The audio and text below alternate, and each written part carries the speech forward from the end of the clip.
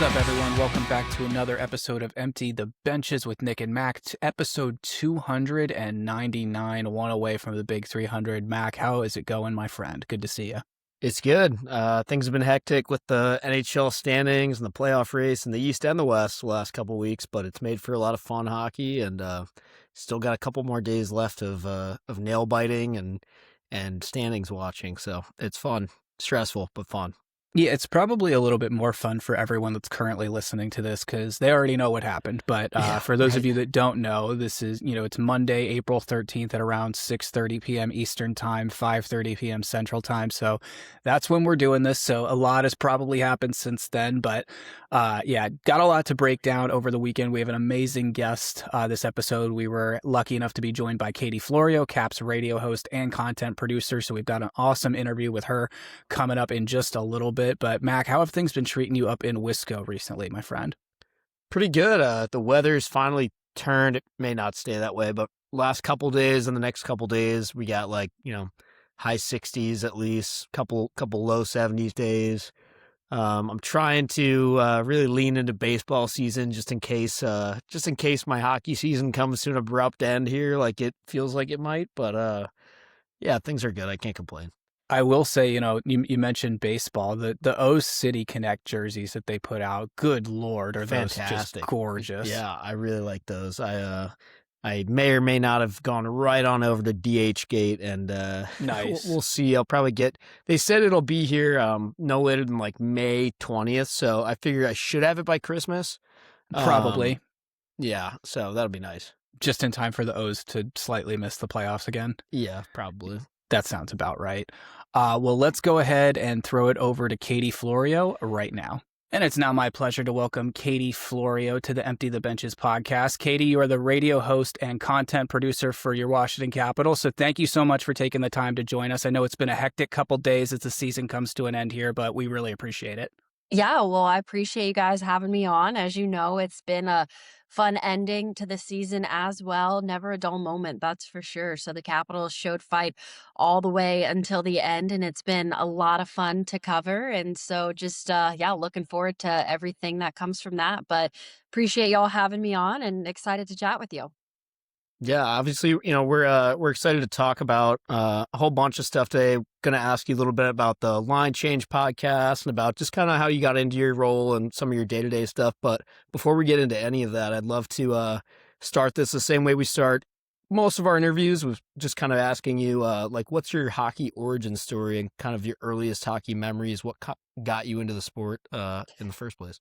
Yeah, so honestly, hockey, I mean it when I say from birth, hockey is in my bloodline. My dad played and coached professional hockey, mainly in the AHL East Coast League, but he played Team USA World Juniors. So that was fun. I had his jersey on here watching when USA won gold against Canada a few weeks ago and things like that. And so hockey, I was born into a hockey family, you could say, and I have a fall birthday too. So I think 2 weeks, if that, after I was born, I was at my first game, which was a minor league game. He was playing for the Johnstown Chiefs at the time.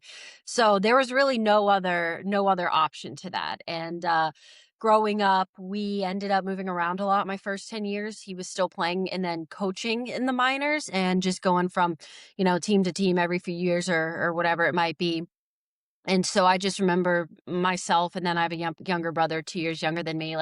It was not your typical, bedtime at 8:00 every night and things like that. We were still bouncing off the walls on Tuesday nights when I'd go to kindergarten the next day, but I'd be at his game the night before. And so growing up in a rink is really all that I ever knew. And then as I got older and I guess started to understand the game more, that love for sports and hockey really, my dad, I give him so much credit because we started to watch, not just in a sense of I'm watching hockey with him, but really start to break it down. And that kind of came later on, which we can get into, once I kind of knew broadcasting was the route I wanted to go.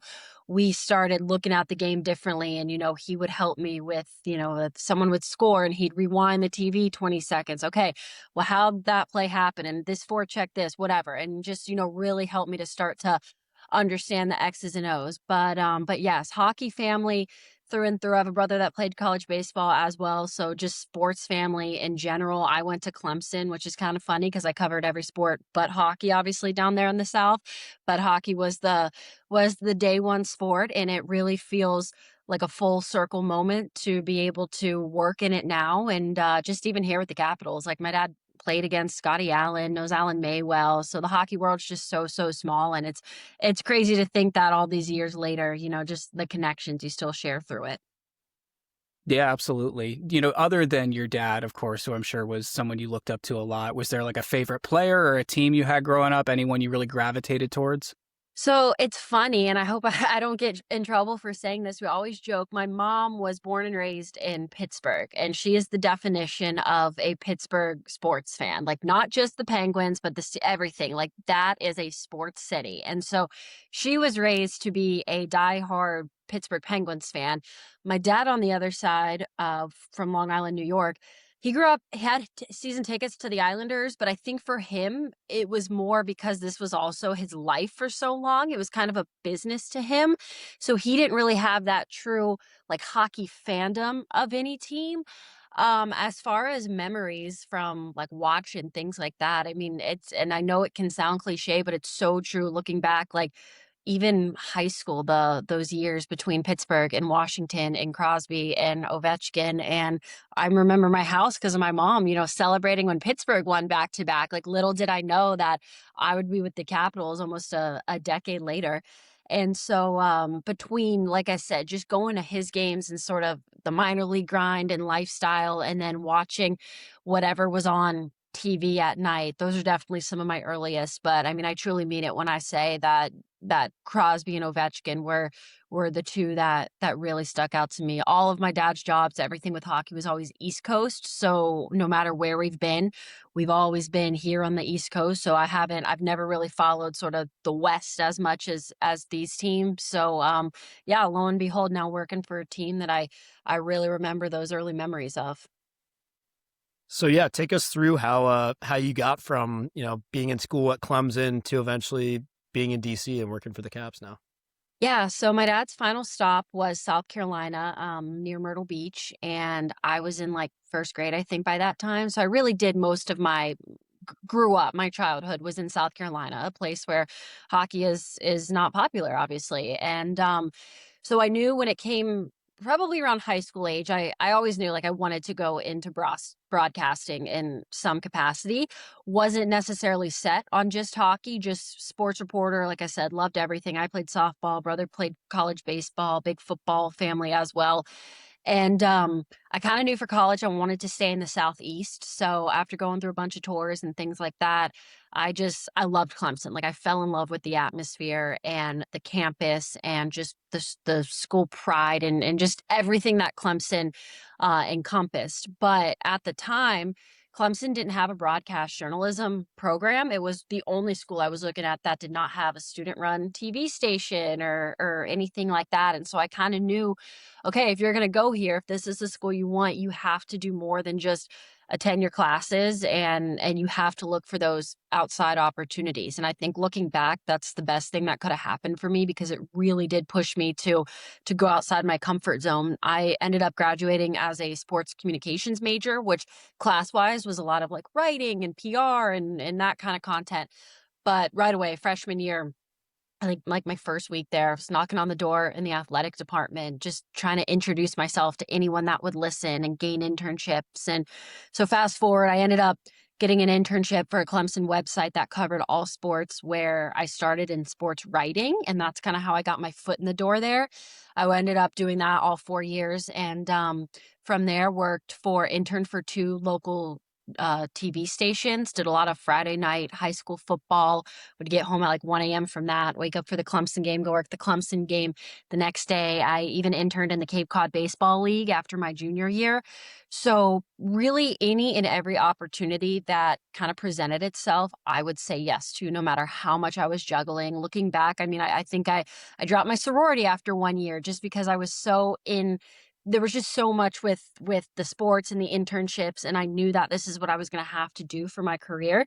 And so I maybe at times I'm like, okay, I didn't enjoy it as much as a student would have, but there's no doubt in my mind that I wouldn't be here today without that. And so just I can't thank Clemson enough, even though again it, funny enough, wasn't hockey for all of the opportunities they gave me. And then you fast forward from there, my first job, I graduated in 3.5 years. My first job was a post-grad internship with the Minnesota Twins. So started in professional baseball. That then led to 2 full years in pro baseball with their minor league team. And then right after everyone was kind of getting through the COVID hump and maybe like 2021-ish, the Rockford Ice Hogs of the AHL called about a communications position that had a little bit of on camera and asked if I was interested. And I was like, yeah, sure. I mean, I haven't, done anything with hockey in years, but I'll give it a shot. And I ended up getting the job. And I remember after my first game there in the in the AHL, I was like, all right, like this is it. There's no going back. Like I wish I would have, made hockey my route earlier. But yeah, from there I did about 4 years in the AHL with the Colorado Eagles and the Rockford Ice Hogs before I got the opportunity with the Capitals. So it has been a very long, winding road. I'm only 28. It feels like, gosh, out of all those stops, it's been so much longer. But yeah, I think, everyone's journey is different. And mine, had a lot of stops and a lot of sacrifices and things like that to kind of get to where I wanted to be. But saying yes to just absolutely any and every opportunity, even if I didn't feel like I was, quote unquote, good enough yet, just take it and you'll figure it out later. What was the transition like from writing to the broadcasting side of things? I know those are two very different sides of almost the same coin, taking the words from the paper and then moving those into, an audio role. How was that transition for you? Yeah, that's a great question because I remember being 21, 22 years old saying like, I want to be on camera. I want to be a sports reporter. And older mentors telling me, got to learn to do everything first. And now that is, and at the time you're like, okay, like what, but that is so, so true. And I think writing helped tremendously with the on-camera work. I mean, first and foremost, when you're writing, you're obviously doing interviews with players and things like that to get your quotes and to be able to establish that relationship or camaraderie and your interview skills without worrying about a light and a camera right there is first and foremost just incredible. And then really just putting your thoughts on paper and really understanding the game and having to go through whether it was a feature story or a game story. I feel like writing just gave me a foundational basis from where I wanted to go in sports. And so that eventually, with a lot of reps and things like that, transitioned into on camera, but everything about it from just your interview skill set to how you think, because even to this day, not most of what I do is not scripted, but still with the Capitals now, there's so many little things that I do where I'm not writing full essays, but I am jotting down like little notes of how I'm going to say this or how I'm going to present this on camera. And all of that goes back to writing. Like even with the radio side, I take a ton of notes during games because it's radio, and just how I know to like write those bullet points and everything like that. I wouldn't have even known where to begin had it not been for getting that foundation in writing. And so I now tell anyone that's, 6, 7 years younger than me asking the same advice I did. I'm biased to say start in writing, but not just writing, really like any skill. Even there's so much editing and production I did with the Twins. Never saw any on-camera time, but just everything is so valuable to this sports world as a whole. Now that you're, a couple years into your role with the Caps, I guess, what would you say is like your favorite part of your job? What do you like the most about it? I think I love the fact that my role is just ever evolving. And they made that very clear when I got the job that yes, you are the radio host. Main responsibilities, host every single game, pre, post, and intermission. And then the content producer side of my title was something new. They didn't have that before. And to be honest, when I sat down like with my bosses, I don't think any of us, we didn't really have a clear-cut picture of what that looked like, and that was the goal. The goal was like, you're here to make content, and we're gonna figure out the best way to do this. And it has just been incredible in two ways how it has grown, because it started with, get the foundation of the radio broadcast down. And then from there, very heavy on the podcasting. John Walton has had a very successful Caps This Morning for 5-6 years now, but that was the only podcast on the Capitals Radio Network podcast channel. In just 2 years, we've turned Afternoon Recap into a Monday through Friday full-time show. We've added Line Change, which has been such a hit with the fans. Really one of my favorite pieces to conduct. And then this year, really, Rink Report, doing a lot more with Monumental, and that's where kind of on camera has really come into play. And so my favorite part about my job is that every day is different, and it has been the epitome of like what I just preached, learning every skill, because in a span of 2 hours, I could do anything from a radio interview to a podcasting segment to live on camera. Like every single skill set can be hit in the course of one day's worth of work. And so it's never the same. It's never boring. It's allowed me to, just be versatile and no matter what the Capitals need from me. And yeah, they've been so awesome in letting me share ideas. And not every idea is a hit, but at the same time, it's all about what can we do to make our content better, make it more engaging, and throughout digital platforms as a whole. And so it has grown tremendously, and it's only going to keep growing from here. But just how I'm able to do so many different things is what definitely keeps everything feeling so like young and fresh. Yeah, and you mentioned Line Change, and I'm a big fan of that show as well. I've been Well, listening thank you. a bunch, and I've shared that with a lot of friends and my sister and everybody. What I like so much about it is it's like a really great way to get to know the players a little better off ice, and like what are their personalities like. And I guess what you guys are about maybe 10 or 12 episodes now, something like Yeah, I that, think or maybe even more after two full seasons of 2 it now, which seasons. is awesome. We've pretty much we've gone through almost everyone in the locker room. So yeah, it's come Yeah. a long way.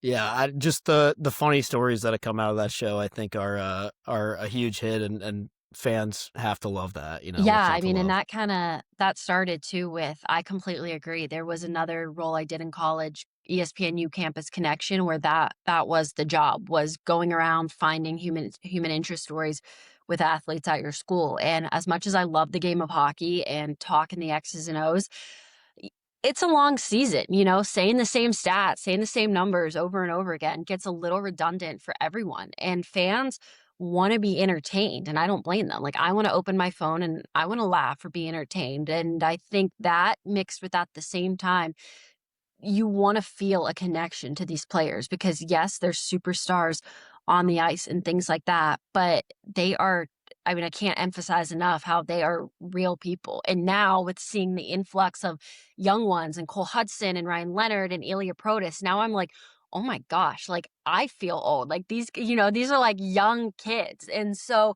there's so much more to them than being hockey players.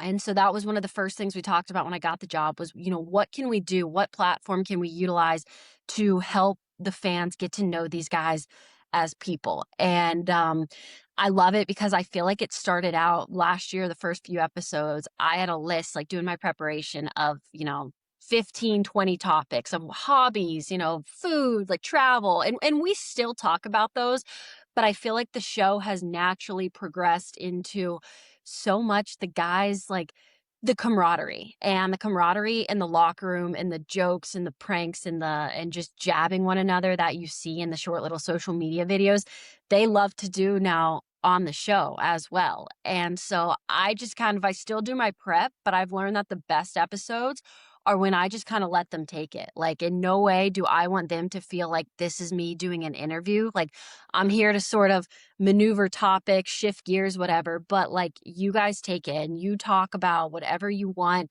You bicker, you banter, all that kind of stuff. And so that one's been fun just because it's so unscripted. We are literally sitting down as casual as can be, having a conversation. And I've learned a lot about the guys through it too. You know, it's great to be able to sit down with them for 45 minutes, whatever, and just get to know them as people. But yeah, no, I appreciate you watching that because it's been a hit and it is definitely one of my favorite pieces to do too. Yeah, I was going to say, just from a viewer or listener standpoint, it definitely feels like a two-way street too, because I'm sure that, in the same way that even fans get sick of hearing some of the X's and O's stuff repeatedly, I'm sure that the players enjoy the occasional interview where it's like, oh, they actually just want to ask me about my like fishing trip last week. That's cool. Like, like Absolutely. stuff like that. So it Yeah. And seems like, like you can notice them kind of opening up more like that. everyone has a different personality. And like Matt Roy, for example, was so funny. He came in last year, very nice, very polite. But what I kind of thought was on maybe like a little bit of the quieter side. And I even told him this on the episode. I think I did like 1 or 2 hockey interviews with him last year. And he was fine, but he didn't give you, he's not going to be super long winded or give you these crazy detailed answers. But he's a great guy. And that's just his personality. And so, as this year went on, every time the guys came in to do an episode, they were like, you got to get Roy on. You got to get Roy on. So finally, lo and behold, we get Matt Roy on. And he was just one of the best, just a dry sense of humor, so witty. And I finally and obviously the guys, will know him and have inside jokes much better than I'll ever get on the line change. But even on Nothing ever that, comes like, up, Roy. what'd you say? Nothing ever comes up, Roy. That whole thing. Exactly. Yeah. That phrase kept being repeated. Like, and so that is a prime example of, after that episode, I was like, I feel like I know Matt Roy now more in 45 minutes than I did in 2 years, simply because we're just sat down and chatted. And so, yeah, and it's been fun too. Like, if the guys, now that the show's picked up and they see the like teasers that Social puts out, we'll be in the locker room the next day and they'll be like, how'd the episode do? Like, how, like they want to know. So yeah, so it's been a lot of fun. Is that something they're getting competitive over now? Are they talking, shit about whose episode is doing better than someone else's? Or is it more of a team effort there because, they're hockey guys? Yeah, nothing too crazy. I'll just, I'll get hit with the, how to do or whatever. Poor Ryan Leonard, like, has taken hits left and right. It all started with him going on with Pierre-Luc Dubois, and Dubois was not shy to say, Yeah. what Leonard was like as a roommate living at the house. And it felt like I was interviewing Big Brother and Little Brother that day. And so just the banter of everything, and kind of, like I said, it started as like, oh, what are your hobbies, this family time, and the more comfortable they've gotten with each other, and even with me too, I think they're a lot more comfortable to like throw a jab in there. So you'll hear some jabs from the show flying around the room and things like that, but no, it's all in good fun and it's been great, and they've been really good sports about it. Hockey guys by nature tend to be a little bit, more reserved. We hear, the classic hockey player answers, get pucks deep, roll all 4 lines, that kind of stuff. So how do you sort of foster those relationships and maintain trust with them, getting them to open up about things in their personal lives? Yeah, no, that's a great question. And I think it all starts with, one thing I love about my role is I am at every single practice. Last year I traveled for about 2 months, from March to the end of playoffs, for the 895 chase and everything that entailed. So I got even more time with them there. But there's so much that goes on not on camera. And so my role every day, be at practice, look at lines, look at injury updates. And then we always go in the locker room for interviews. And I think when I first started, I don't know if it's, nerves, or you're just you don't want to step on toes or anything. I'd go in the room and I'd go to do my radio interview, and I would just do my interview and like, that was it. Thank you. And like leave, because I didn't want to seem like I'm, taking up too much of their time or whatever. But I've learned that time for all of us reporters that cover the team on a daily basis is so valuable for exactly what you just said. Like now, in there and if you're standing by a guy's stall and he comes in like, hey, how are you? Or, there's so many kids on this team. One has a baby, like, oh my gosh, like, congratulations. How's the baby doing? Like, the more you're around them, the more you find things to talk about. And then the more you just talk about it, off air. And so it's not something that happens overnight. Like, I even remember 2024 going into training camp 2024, like, I was still looking at the name, like trying to match names with faces. Like, I got this job like right before training camp started. And then I think about training camp 2025.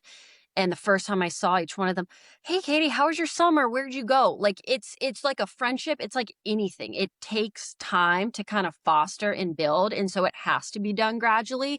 But you just, by being there every day, by talking to them, by showing interest in their life, like, that's kind of how you build that relationship. And it's not just show, like, we are genuinely interested. Like, these guys, if they wanted to, they could do our interview and they could leave and go home. Like, I appreciate the little things, the little details of their lives that, they want to share with all of us. And so just being there, being present every single day when the cameras aren't on, not just a game day, things like that have really, really helped. Camaraderie, I guess, is the biggest word. There's camaraderie in the team, there's camaraderie between us as media people, and just showing up every single day has just naturally built those relationships. That's great to hear. I think one of my favorite things that we see on social media all the time is just how funny those guys are in the tunnel going out, right before they get on the ice. The jokes, the handshakes, the high fives, it's hilarious. But, we know Ovi's a big jokester, but other than him, who are some of the really funny guys that you get to deal with on a daily basis? Oh gosh. Well, I think the obvious answer, and most of this stems from my discoveries from Line Change, would be Brandon Duhaime and Yeah. just the prankster that he is. Someone called him, I forget who it was, like an Energizer bunny. And I think that Yeah. is such an accurate description because he is so amped up all the time. I obviously don't see the pranks. I just hear about them when the guys want to share them on Line Change, but he seems to be, right in there, the leader when it comes to the pranks and things like that. I think another guy described him one time as just never having a bad day. And like, you need those guys. It's a long season. You get to the dog days in the winter, and like, you need someone that is going to lift you up when you're tired, struggling, whatever it might be. And I think Brandon Duhaime, encapsulates all of that. Another one that it's kind of been fun to see his evolvement over the course of a year is even Ryan Leonard. He joined last year, 20-year-old. And I remember almost a year to the date, we're now a few weeks past, I was in Boston for his NHL debut and all the media wanted to talk to him. And he was this young kid. And even at training camp, he's always nice and polite, but maybe on the quieter side. Like, we have watched his personality come out so much. I mean, I watched a video just a few nights ago at the locker room tunnel, like you said. He was leading it all. He was going crazy. And like, I didn't know he had that in him, when I met him a year ago. And so whether you're, on the older side, like Alex Ovechkin, or Ryan Leonard, whose career is just starting, everyone on this team just seems to get along so well. The pranks keep everything light. I've heard that Tom Wilson and Logan Thompson are kind of in on it too. I think those two have a little thing going back and forth. But I would say Duhaime's a ringleader. You're now starting to get some of this like young, fun, youthful energy with Leonard and Cole Hudson and things like that. So all in all, this team does not shy away from fun. That's for sure. And it's definitely a team effort on that. Walk us through. We'll wrap up soon, but before we do, I'm curious if you can walk us through like your typical game day routine. If there's a Caps game that, let's say, a 7 p.m. game, what's your like start to finish day look like? Yeah, so game day is pretty much solely radio focused. So I'm at every home morning skate. So my day starts at morning skate. And like I said, watching for who's out there, line, what are we going to see with the lines, any injury updates, things like that. From there, I'll do media with the players, go in, interview some guys, talk about, whatever that matchup. Then we'll come out, we'll talk to Spencer Carberry. From there, once media's done and the guys are gone, I go up and I assemble afternoon recap, which, as I'm sure you guys probably know, is basically the afternoon version of Caps This Morning. Any just previewing that night's matchup, the lines, the notes, the injury updates, whatever came from the day. We'll incorporate the interviews that I just did, things like that. I'll have a small little gap of time. Typically, I'll usually run home, change whatever, get kind of game set focus now. And then I'll head to the arena a few hours beforehand, get situated, prepare the broadcast for that night. So like I said, I host pregame, postgame, and both intermissions. So pregame is the only one that's pretty pre-prepared / not scripted, but there's a lot of notes, a lot of things that go into that, where of course intermission and postgame is just, off the cuff reaction of what happened. So I'll get everything situated for the pregame show with John Walton and Ken Sabrin on the radio network. We'll go down, we'll eat together, just kind of last minute hang out, come back up, any last minute notes, things like that, watch warm-ups. For a 7 p.m. game, we go live on air at 6:45. So do the whole pregame show, watch the game, do the intermissions. Post-game show is the biggest legwork for me, because that is all myself. John and Ken sign off, and it's about 5 segments. That is just me. We start with a player interview. If we win, I'll run down the highlights, the goals, everything. We'll hear from player sound in the locker room, coach sound in the locker room. I do a lot of segments in game and in the post game show, a lot of look around the National Hockey League, give scoreboard updates. Obviously, this in the springtime, a lot of playoff picture. What are the teams chasing, trailing, whatever.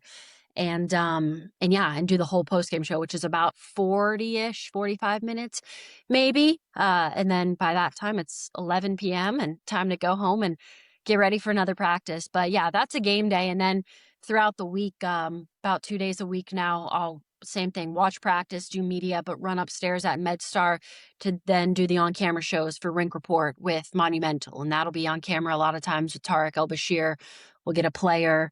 Podcasting is pretty much every day, Monday through Friday. So every day looks different. Game days are long, but they're a lot of fun. And kind of going back to what I said earlier, like every day looks different for me, which I enjoy.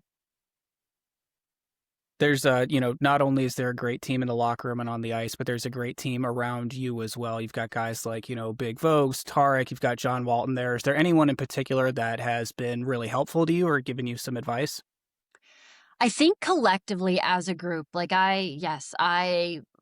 are the best. I loved traveling with them last year and seeing the different arenas and things like that. But truly my favorite part of On the Road was the broadcast dinners, because that's who I was with. Like it's you have your little groups, whatever. And I was always with the broadcast people. And that was the radio network with John and Ken, and then TV with Koken, Joe Beninati and Craig Laughlin for most of the time. And it is so true when they say, it's a family. It's a family for the players. It's family for us, for John and Ken and Locker, for your dad, for everyone that travels. I mean, you're with those people more than you're with your family during the year, basically. You're spending a lot of nights and hours together and things like that. And so I just absolutely loved the dinners and the stories and all of those kinds of things. But no, as a group between TV and radio, they have all been so wonderful.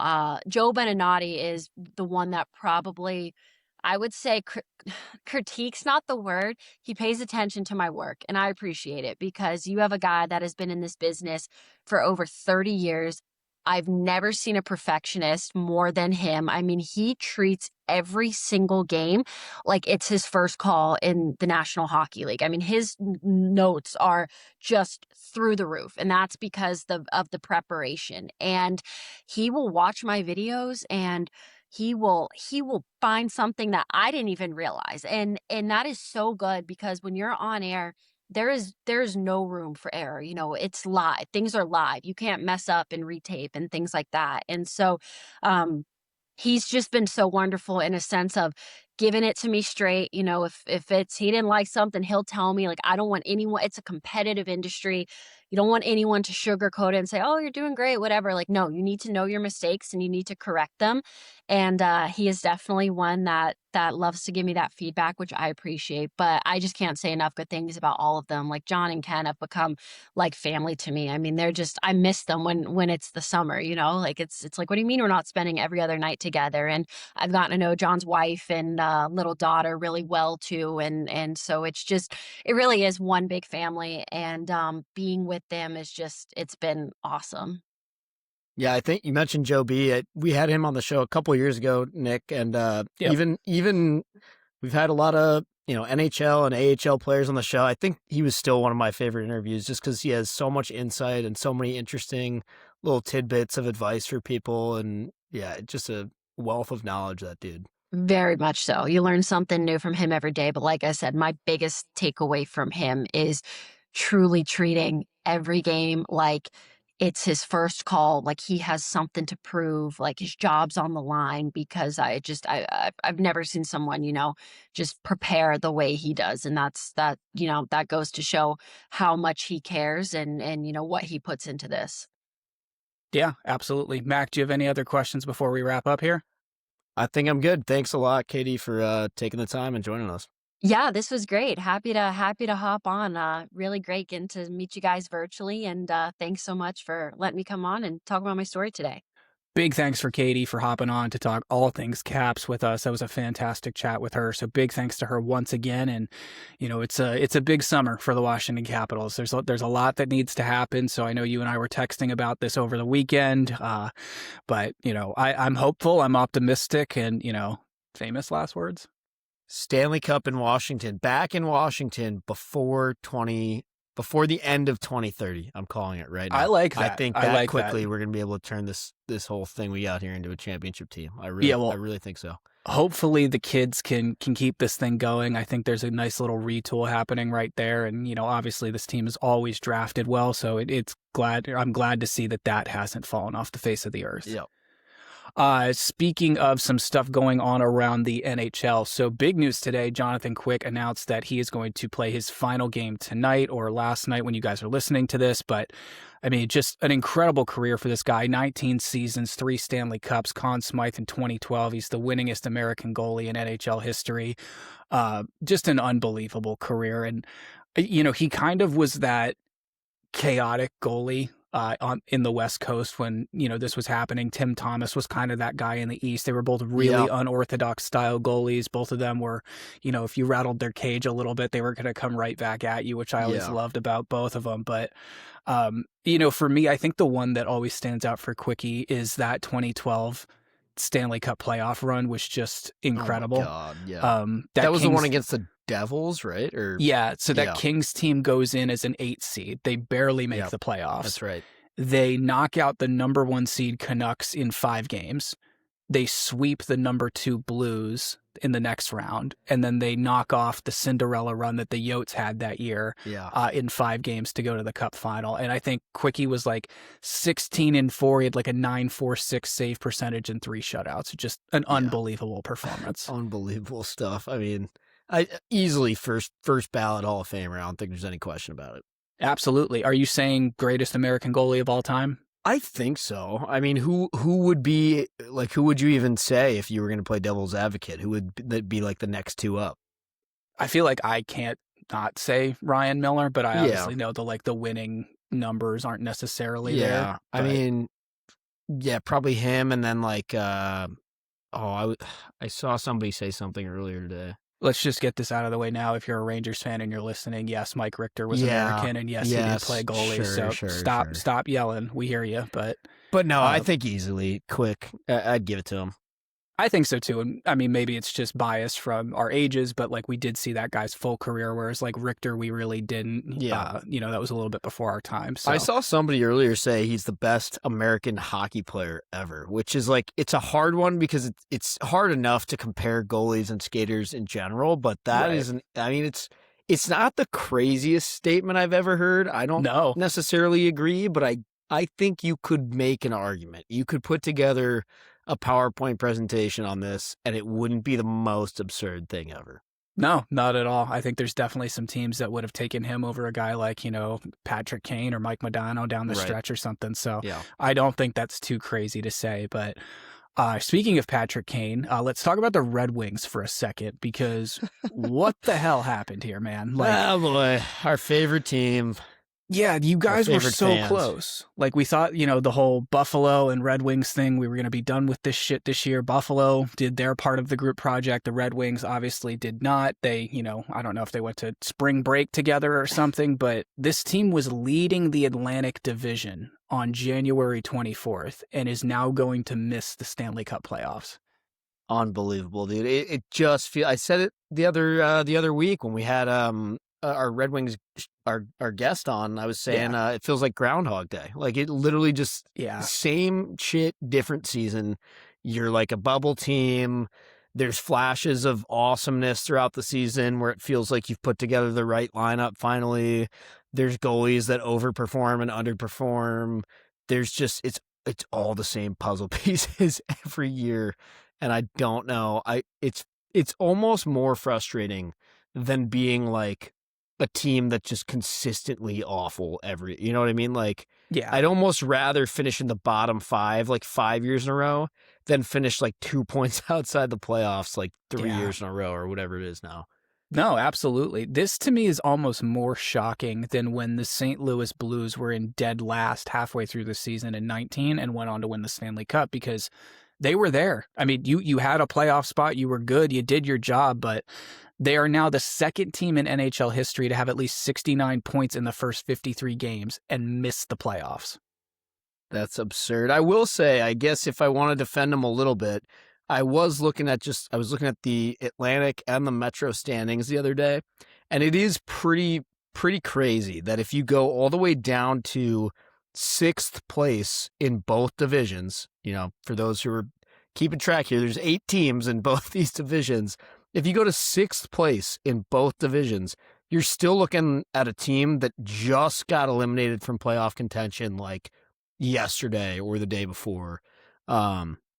And if you go to the West, that is not the case at all. Like, the 6th place team in both divisions has way less points. Yes, the Kraken technically just also got eliminated, but they've got like more than 10 less points than anyone in the East in 6th place. So my point is, the competition, it's not all their fault, Detroit, for just losing. Like, yes, Ottawa turned on the heat, Boston turned on the heat, Tampa, Montreal, all these teams, like, it's tough competition. So I will give you guys that.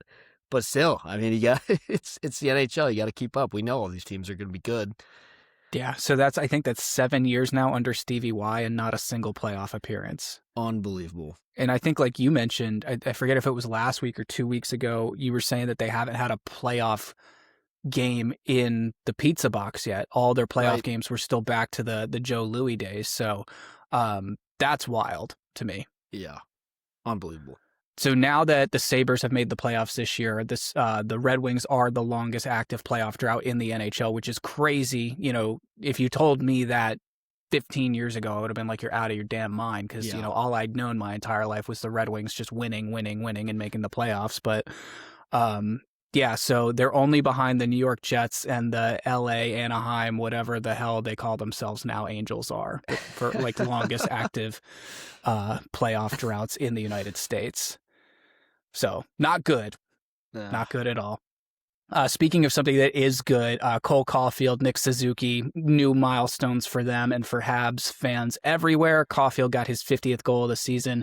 He's the first Montreal player to do that in 36 years, which I think is insane. Right? I actually can't believe that. Yeah, when you think about just how good those teams have been, and I understand that they have not been necessarily that good necessarily in our lifetime, but it is crazy to think that. And then Suzuki, 5th player in franchise history and first in 40 years to reach 100 points in a season. And I get that they've had some good teams in the last 30 and 40 years. I guess it's just that it's been more of a committee in those years that they were good, and more about like goaltending a lot of the times too. Yeah. Like less flashy, like superstar scoring guys, and more. I'm just kind of shocked that even when they were 2010, 11, 12, 13, they had some pretty decent playoff runs. I'm just shocked that no one in that was playing on the power play with PK Subban managed to crack 100 points in a season.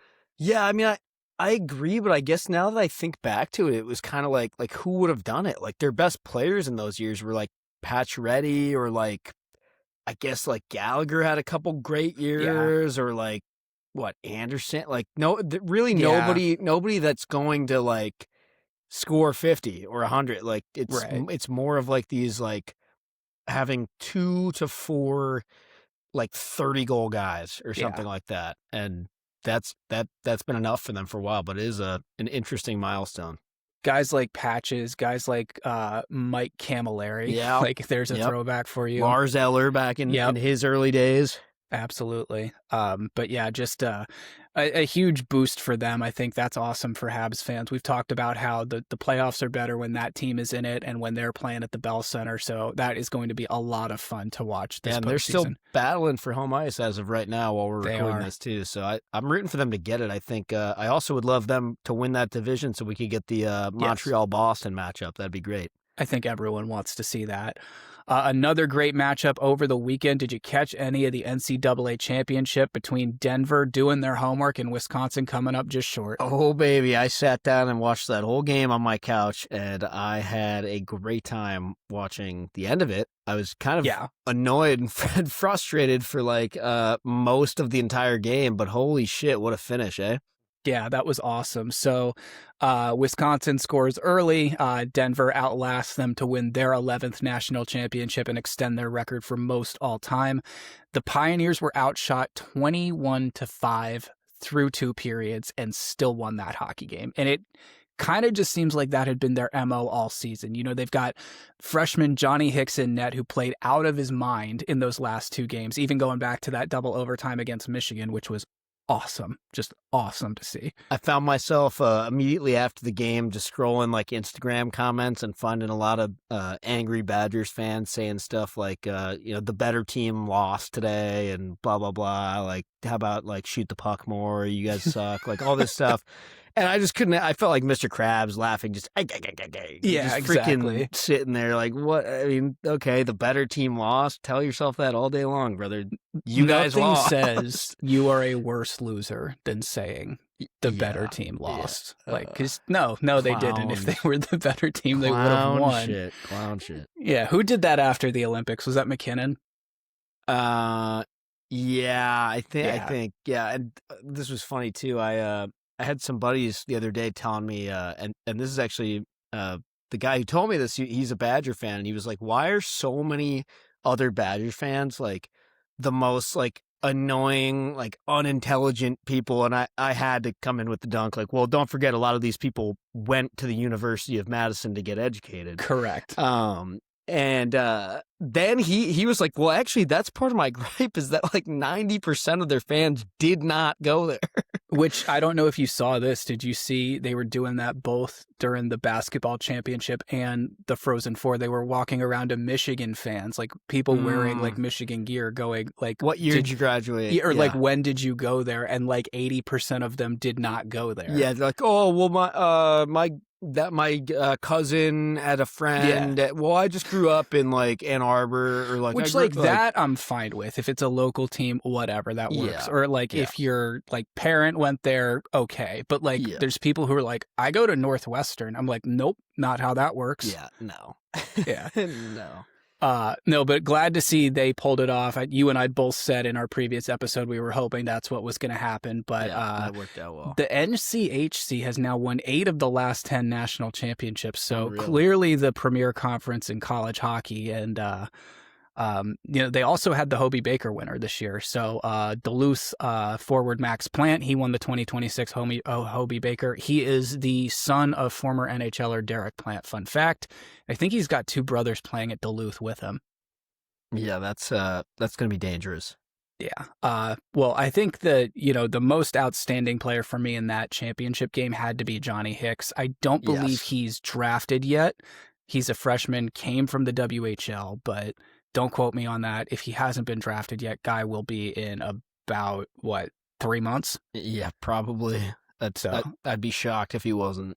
Yeah, that is fantastic. Anything else before we wrap up here, my friend? Let's see. One thing I was actually going to ask you about, we now know that the New York Islanders are eliminated from playoff contention. There's a few other teams on the bubble, so we won't get into who else may or may not be eliminated soon. But let's talk for a quick second about the Isles, because they seemed like they had that spot locked up like 2 weeks ago. Yeah. And then they just went on a generational, like 3-7 in their last 10. Yeah. That's not, I mean, I know obviously the whole coach firing thing, that was too little too late.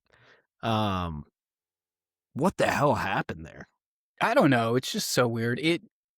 I think with the coach firing, it really feels like that team just quit like 20 feet before the finish line. Yeah. Like, you know, those memes where it's like the person digging a tunnel and they like turn around right before they like strike gold or something like that. That's what I think the New York Islanders did this year. You know, they realized, okay, like this is falling off the face of the earth fast. I don't know if Wah just completely lost the room, but, you know, like Leo was saying last week, you go out there and snatch up DeBoer before anyone else can.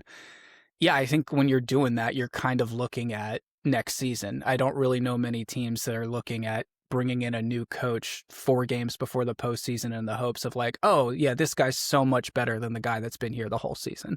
Right. Yeah. I mean, going into the season, I didn't think they would even be a playoff team, but the fact that they were this close and then kind of got in their own way is just a little surprising to me. But it's similar to, I think, what we saw with the Red Wings. The Red Wings, I think, was a little bit more of like just couldn't hold a lead. They couldn't play with a lead. They would just fall apart in the third period, and you knew that game was either going to go to overtime or to a shootout or something. The Islanders, I feel like it was like one day they woke up and just forgot how to play hockey down the stretch. Or remembered that they weren't supposed to be good this year.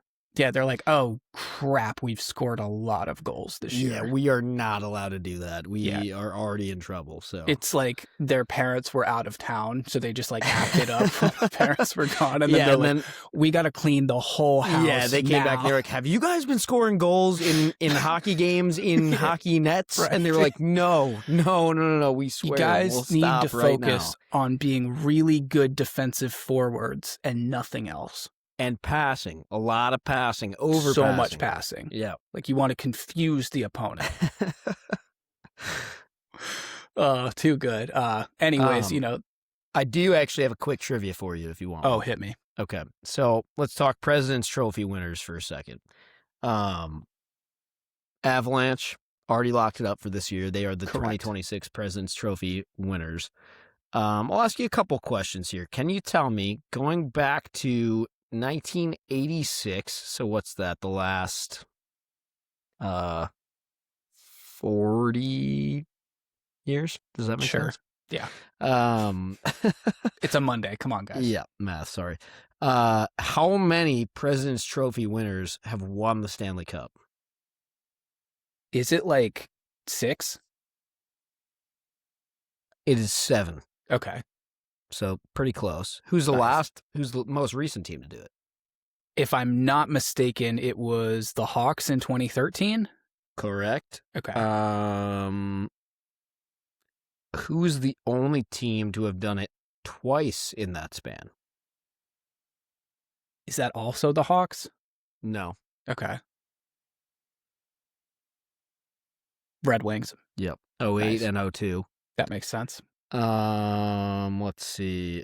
1, 2, 3, 4, 5, 6. Oh, I was wrong. There was actually 8. I missed one of these little Stanley Cup logos. But it's been 13 years since someone who won the President's Trophy has won the Stanley Cup. Correct. And just to rattle off the last couple President's Trophy winners, and you can in your own head try and remember what happened to them that postseason. In 2025 last year, Winnipeg Jets won it. We know we know what happened to them. That's right. 2024, the Rangers won it, and it kind of seemed like they might go on a run, and then they ran into a brick wall and died. 2023, it was Boston. I think that was the year they broke all those records, right? Yeah, and then Florida bounced them in 7, right? Yes. The year before that, it was Florida, 2022. I don't even remember what happened to them that year, but they didn't win the cup, that's for sure. And then just to do the 1 year after COVID was 2021 was also Colorado. Colorado has won the President's Trophy 4 times in the last 30 or what did I say? 40. And they did win the cup in 2001 when they also won the President's Trophy. So that's right. So in 2021, they won the President's Trophy and made it to the Cup final, but did not get it done. I think so, right? Because wasn't that year the one that Tampa, or wait, 20? Wait a minute. That doesn't make sense. No, they didn't make it to the Cup final in 2021. Okay. I think Tampa beat Montreal that year, right? Oh, wasn't that was year? That was the Mickey Mouse. That was the weird, like, new divisions thing. Gotcha. Like the fake divisions year. Yep, they beat Montreal. You're right. So I don't remember what happened to them that year. But just to wrap up, so here are all of the Stanley Cup winning and President's Trophy winning teams the last 4 years. 1987, Edmonton Oilers won the trophy, won the cup. 1989, Calgary Flames won the trophy, won the cup. 94, Rangers won the trophy and the cup. Wow, I didn't realize they won the President's Trophy that year. They did. 99, the Dallas Stars won the trophy and the cup. 2001, Avs did it. 02, wow, so back-to-back years, actually. We had the Avs do it in 01 and the Wings do it in 02.